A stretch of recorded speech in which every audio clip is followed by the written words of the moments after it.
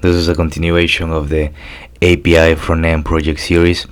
So we're gonna be working in the registration. We're gonna be using AsyncThunk Functions. So as you can see here, we have the create AsyncThunk, and we also have the create usersSlice. We're gonna be using the Thunk API. That is an object containing all of the parameters that are normally passed to a Redux Thunk function, as well as additional options.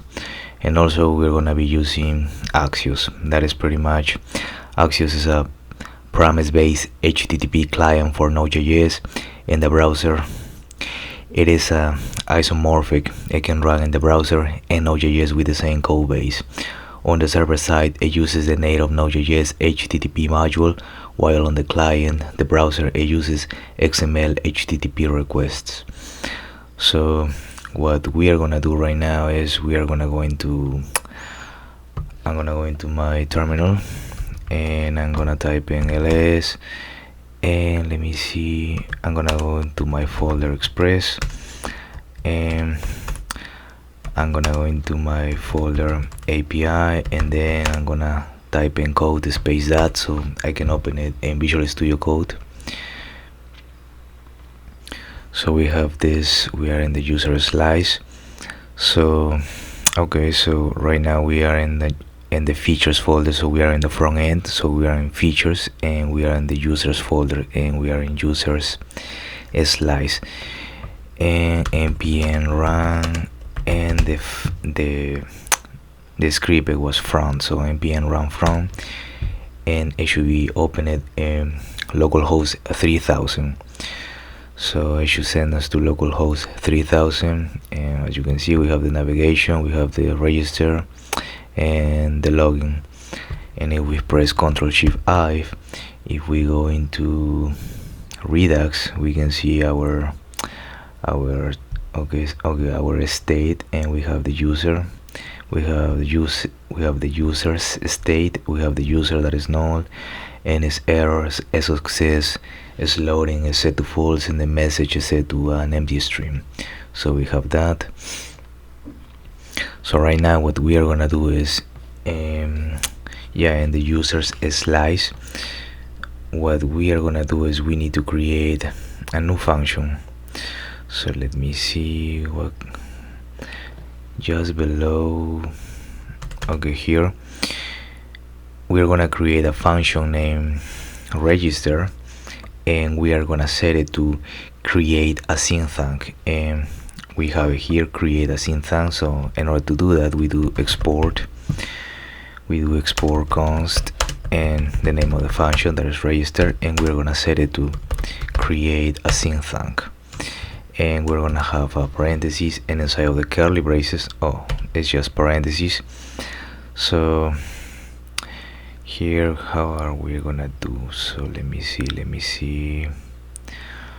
Okay, inside of the, and you have all the documentation here for the create AsyncThunk. As you can see here, you can check out these examples if you feel lost at some point. So but here in the parentheses, we're gonna pass in single quotes, and then we're gonna put the name of our state. In this case, it's gonna be users. If you go here, this is the state users, and slash, and now the name of this function, that is gonna be register like that. So now outside of the single quotes, we're gonna have a new function. This is gonna be an asynchronous function like this.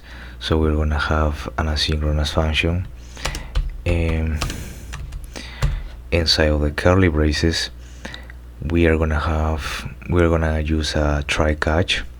So we can just put try catch like this. But first of all, as parameters of the async function, we are gonna have the user, and also as a second parameter, we're gonna have the thunk API. So let me see, the thunk API. So, and again, if you go here into the thunk API, it's an object containing, so you can read out this part. So we're gonna save it for now. Okay. Okay, so now we are gonna return. We are gonna let me see how it goes here. Okay, everything is fine. So here we are gonna have in the users folder, we are gonna have another file, and we are gonna name it users, but this time it's gonna be users service, and this is gonna be dealing with service users service.js, and this is gonna be dealing with our HTTP requests, so we're gonna leave it like that. And here in the try statement we are gonna return, and we are gonna await, since this is asynchronous, and we are gonna wait for users, and let me see, users, and this one is gonna be service. We're gonna wait for users user servers that register. So this is the function that we're gonna have over there, register, like that. And let me see, userService.js, and we're gonna be passing in the user like that. Let me see. Okay, so we can save that. And Thunk API, we have the Thunk API, so that's fine up to this point. Let me check out. So now I'm gonna go into the user servers, but first I'm gonna open a new terminal, and I'm gonna go into the right now I am in the root. I'm gonna go into my front end like this. So now I am in my front end, and from the front end I'm gonna install npm install Axios, like that. So I'm gonna make sure you install it from the front end. And if we go into the package.json, you should see, let me see, Axios. So we can see as a dependencies I have the 1.4.0, so that's fine. Okay, so now we can use the Thunk API, so that's fine. We can go right now into the users service, and now we're gonna bring in Axios. So we're gonna import Axios like this, and we are gonna import it. From single quotes Axios, like that. So we have that, and what else? So now we're gonna create a new variables, and we're gonna name it API underscore users, like that, or you can name it whatever you want. And we are gonna set it to single quotes slash, and it's gonna be API slash users, and we're gonna end it with a slash. And now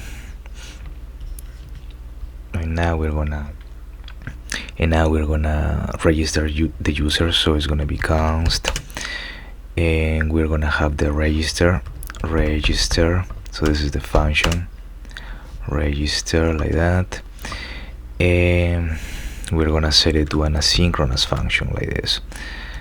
And inside of this we're gonna have the user information, so user info, like this. We're gonna have the user info, and this is gonna be set to an error function.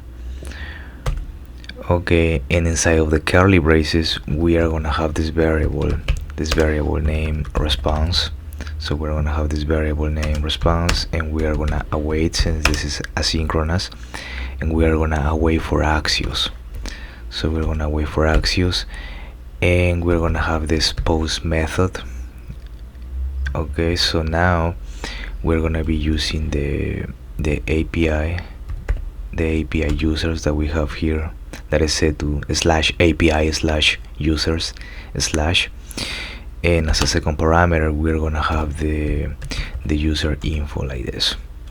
So we have that, and now we're gonna say if the response that data is an object, if the response that data, then we're gonna use the local storage, and we're gonna use this method that is set item, and we're gonna looking for the user, and we're gonna, as a second argument, is gonna be JSON that stringify, and we're gonna stringify the response that data. So it's gonna be the response that data, like this.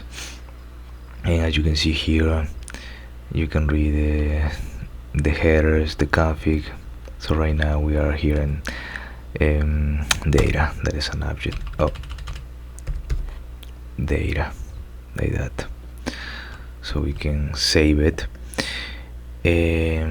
Outside of this curly braces, we're gonna return the response that data. So response that data, like that. So we need to export it. So in order to export it, we need to go outside of this function named register. So we need to go here, and we're gonna type in const, and pretty much the name that is gonna be of this file, that is gonna be users service, like this, users servers. And in order to export it, we're gonna set it to curly braces, and we're gonna pass in the name of the function that is register for this case, and then we're just gonna export it. So export default, and then the name of the file, that is users service, like this. Okay, so this is our front end, and we have installed Axios. This is our root. Let me see. Okay, what is this? User servers is not defined. Okay, that's fine. Okay, so we have exported it. So now we need to go into our usersSlice and bring it in. So let me see. We're gonna import. Let me check it out. It's gonna be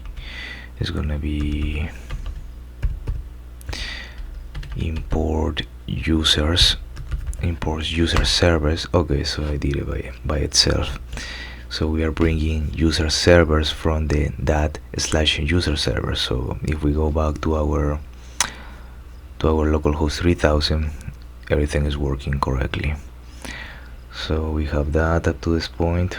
We have our chart 2 here, and we have our state, that is pretty much we have the user, this error, success is loaded, and message. We have the type, we have the div, we have the trace, the test. Let me see. We have we have all of that. What else do we have here? So let me see. We are exporting that. So now we need to go into our usersSlice again, and okay, so we are using the Thunk API. Thunk API.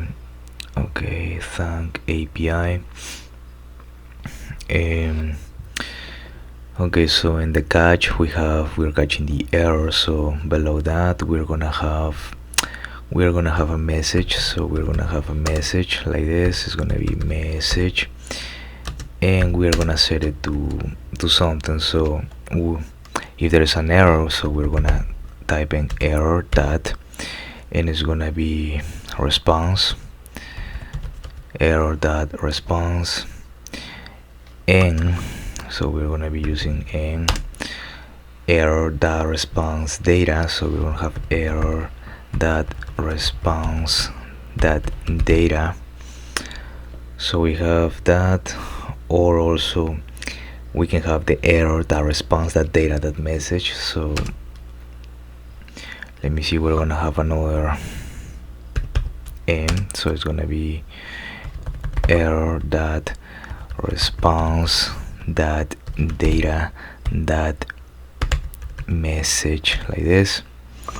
So we have that, or, and we need to use the vertical line, or, and we can just go to the next line. So the next line would be just error dot message like this, error that message, or let me see,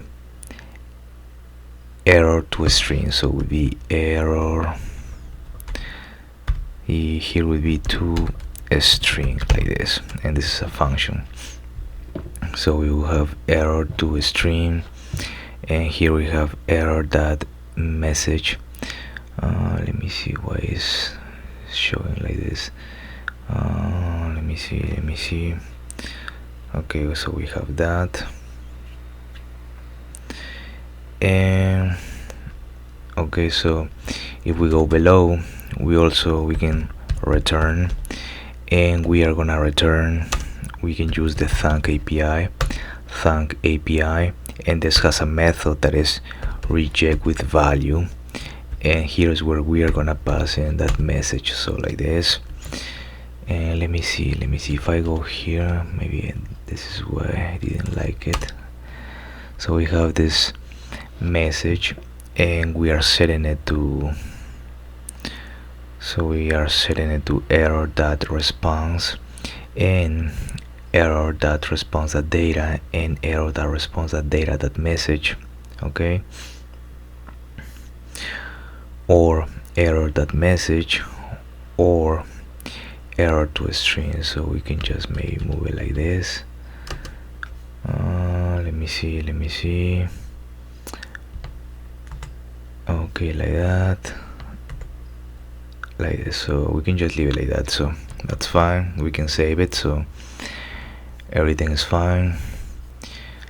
We can go into the navigation, so it's working, login is working, and register also is working. So if we go into the Redux, we can see our state, and everything is working. And right now we have the usersSlice, and also we have the usersService that deals specifically for the HTTP request, and this time we are only using the post method here. This is pretty similar to the way that we did with Postman, but right now it's gonna be internally. That is the reason that we're using Axios, and when you install it, make sure that you install it from the front end, from the root. And again, so in the usersSlice, what we did was pretty much, so we exported this function register, we set it to the create AsyncThunk, we pass in the name that is users, and then slash, and then the name of the function, this one. That is the first argument. The second argument is the async function, and we are having two parameters, the user, and the thunk API. Inside of the curly braces, we have the try catch, and inside of the try statement, we are returning await, and we are using the usersService. So this file over here, and we are passing in the user, and the error, we are catching the error, and then if there's an error, we are gonna put that message to a string, but we're gonna put it in this variable message, and then we're gonna return thunk API that reject with value. That is a method that we have in the thunk API. So we have that, and in the usersService, so we are importing Axios, since we need Axios. So we're creating this variable. You can name it whatever you want. I name it API underscore users, and we are setting it to slash API slash users. Then we have this variable, this function named register, so this one, and we are setting it to the asynchronous function, and we are passing the user information. So this is an error function here. We have the response variable, so we are awaiting Axios and the method that is post. So we have this variable, the API users, and also we are passing in the user info. If the response.data, this is an object, then in local storage we're gonna set the item, and we're gonna set the user, and we're gonna use the JSON that is stringify, and we're gonna stringify the response.data. Outside of that, we're gonna return the response.data, And in order to export it, we need to const usersService, that is the name of our file, and the name inside of curly braces just the name of the function that is registered, and then export the file and the name of our file, that is usersService. And in order to work, we have to import it in whatever file we want to work it on. So for example, in the usersSlice file, we want to use the usersService. We want to use particularly the register function. So what we are gonna do, we're gonna import the usersService from the that/user servers.